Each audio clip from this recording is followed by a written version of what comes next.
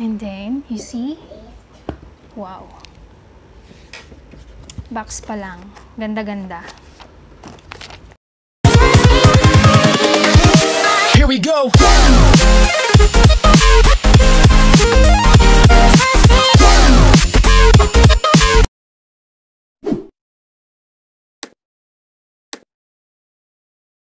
Hello guys! Welcome back to my channel. So today's video, we are going to unbox the mooncake. So ito po yung mga traditional mooncake dito sa Hong Kong. As you can see, this one. Egg custard mooncake. Meron tayo ditong egg custard mooncake. Yung isa po ay Imperial Patisserie. So, this is made from Taiwan. And then this one. Ito po, medyo expensive tong mooncake na to. This is specially made for the Pensinsula Hotel. So, and then the next one is, galing din to sa isang Imperial. I think this one and ito po ay parehas lang ng pinanggalingan.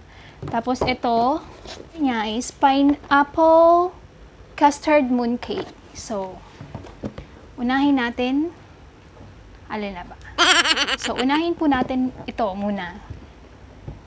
So, we can put here first.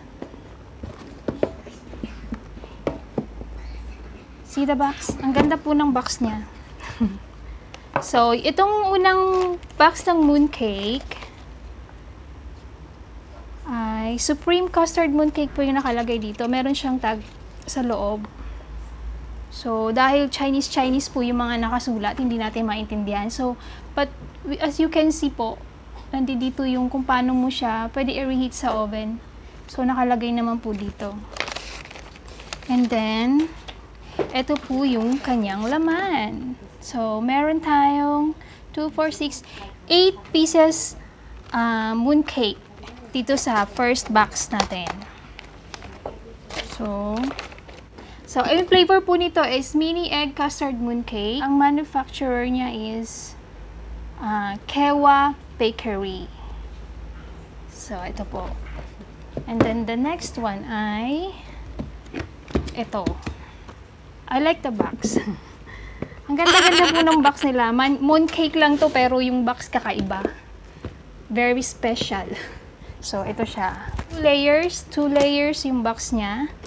Each box, each layers po merong 3 laman. So, ito siya. And then, this is the other one. So, box pa lang panalo ka na. After you eat the mooncake, yung box pwedeng gamitin. As in, ang ganda ng pagkakagawa niya. Oh, parang leatherette yung material ng box niya. So, pwede siyang paglagyan ng kung ano-anong abubot. So, yung nakalagay po dito ay, sabi nila, ito po ay isang special na mooncake. Products din siya ng Hong Kong. Pero, bagong ano lang po ito, bagong mooncake, and then, nagkaroon po siya ng award. Yearly award lang din daw po ito. So, ito. Ayan siya. Okay, ito yung chef na may gawa ng mooncake na to. So, Chinese siya. So, hindi ko masyado maintindihan yung mga nakasulat kasi Chinese writings. So, napaka-special po, no? Gusto ko yung box. Pwedeng hingin. After. So, ang dami namin kakaining mooncake. So, and ito pong isa na to. So, hindi pa siya open. How could I open this? So, we can try to open it.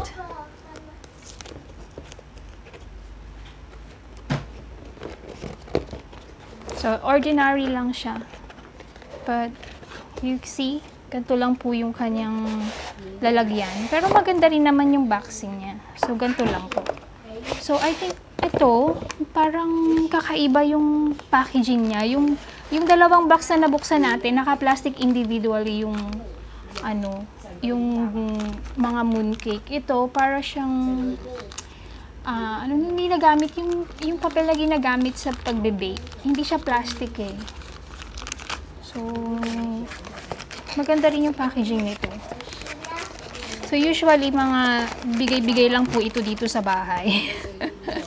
Yung kadalasan, pagka ganitong moon festival po nila, ito yung mga inano nila, pinamimigay.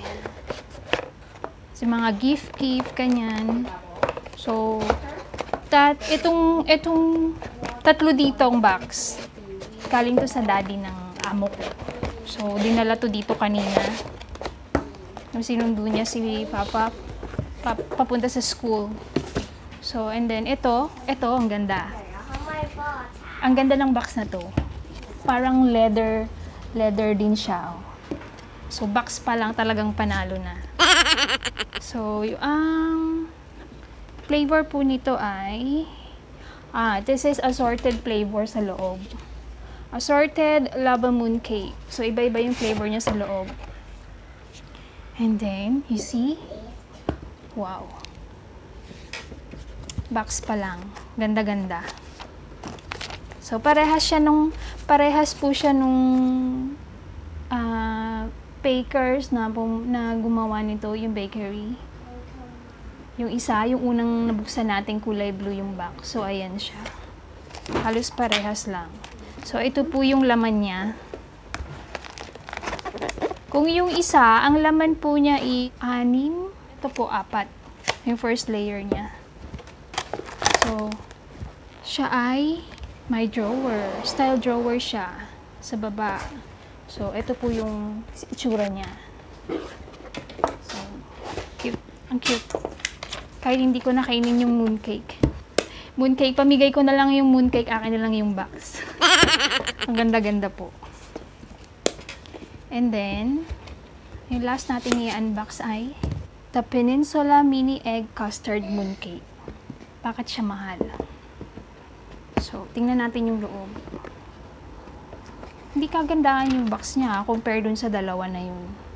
Pero, mas mahal to kasi specially made siya po sa Pensinsula Hotel. So, 2 layer din po yung loob. Tig-4. So, siguro mas masarap to. So, ayan. Meron ding nakalagay na ang tawag nito. Baliktad pala, sorry. Ganito. Originally created by the Pensinsula in 1986. Oh, kaya po siya mahal is legendary siya. This is a legendary mini egg custard mooncakes. So that's all. That is all our unboxing po ngayon. Maraming salamat. See you on my next vlog.